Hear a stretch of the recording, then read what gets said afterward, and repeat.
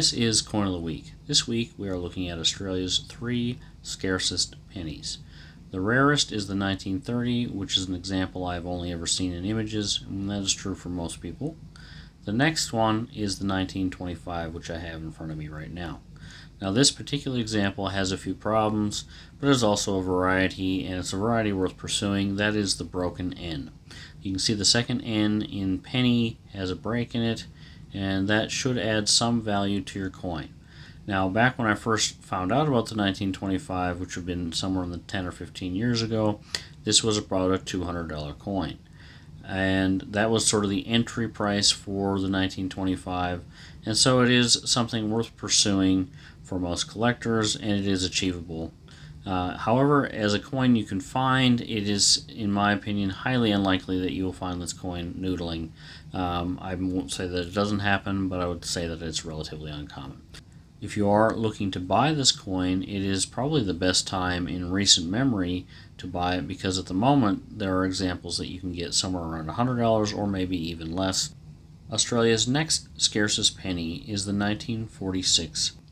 And this particular example is worth slabbing. This is a very nice coin. It has some small problems, but it is potentially a mint state coin or about uncirculated, somewhere in there. And this particular example is probably worth substantially more than most 1946 pennies.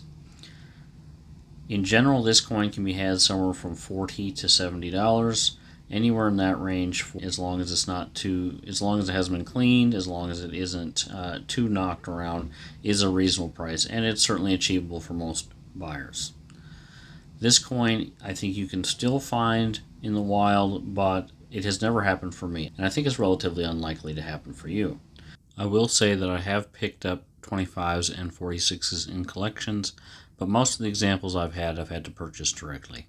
And I think for this coin, it is reasonable for people to expect to have to buy it.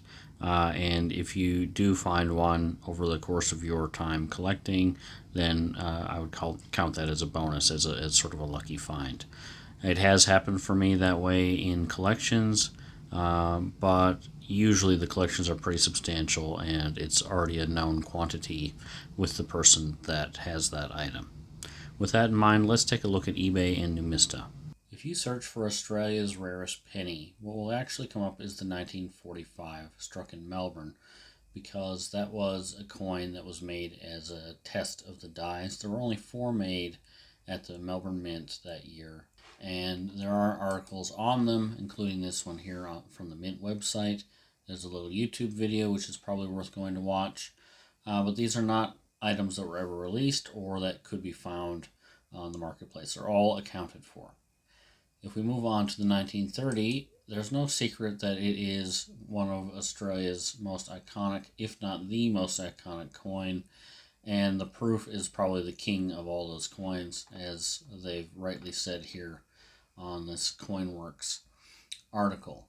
There was a recent sale of this proof example, of which there were only 6 struck, for $1.15 million back in 2019. This one here is particularly beautiful, and it's an article worth reading. I myself have not fully read it, but I plan to do that later today.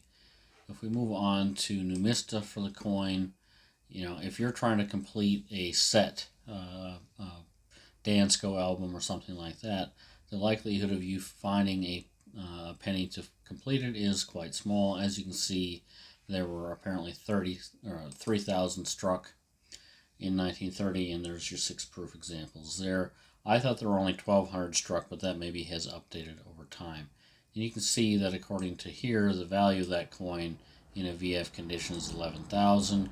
I don't know that I think that varies somewhat. I've only ever seen one sell in a live auction. It was slabbed, it was valued somewhere in the $30,000 range, and it only sold for something like $8,000. So whoever bought it that day got a deal. But if you go to eBay, you will see examples, but I'm dubious about all of these examples. I myself would not be buying this coin unless it was slabbed, and I had verified that coin with the grader.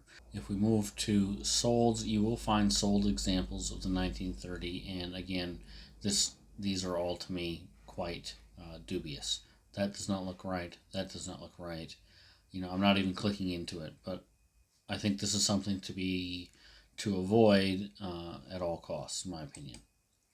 If we go to the 25, there's 117,000 struck, and there's quite a gap in the $100 range, and then all of a sudden we jump into the thousands. If you are looking for a higher grade 1925 penny, the prices seem to vary quite a bit, and there's a bit of a discrepancy here. You can see an almost uncirculated one for 1550, and then this one here at XF45 is more expensive, which does not make sense. So I think that's not priced correctly for the marketplace. If you go up to the top, that makes absolutely no sense. But this one here is a very nice example, graded MS62 Brown by PCGS. You take a look at the blow up of the coin. Nice coin. I don't quite know how it got that grade, but according to them, that's an MS62. You know, maybe the dies weren't that good for this coin. I haven't researched it enough to know. There's something happened here that must be an error of some kind for or damage to the die or something. But nice example. There are a number of decent coins in the buy it now for the around 200 to 250, and there will be a number of solds from auctions. Maybe sometimes it's a best offer, but a lot of the times it's an auction where you can get it for less than the $200 mark. And in the last 6 months, I've seen a number of them sell for only around $100. If we go to 1946, there were 363,000 struck, and again the value here is somewhere around 70 to 100. The nice thing about the 46 is that there are some decent examples in the uncirculated categories. If that's something you're interested in, I would go with a reputable dealer personally. And again, you can look up their certification number as well. There are a number of very nice examples on eBay for the 46. And in terms of the solds, you can find decent examples for $65, $70 pretty easily. I'm going to end today's video with a little bit of a mystery. This is an item I've tried to research in the past. I haven't done anything recently, but I have been unable to figure out what it is. It's 38.5 mil diameter. It's thick and heavy. It may be silver, it may be silver plated, or it may be nickel, or some sort of alloy. The origin appears to be somewhere in the Middle East, but I don't know that for sure. And if you know anything about it, we'd love to hear about that. I'd love to solve this mystery. If you enjoyed today's episode, I really appreciate a thumbs up. Possibly think about subscribing if you haven't, and we'll catch up with you next time.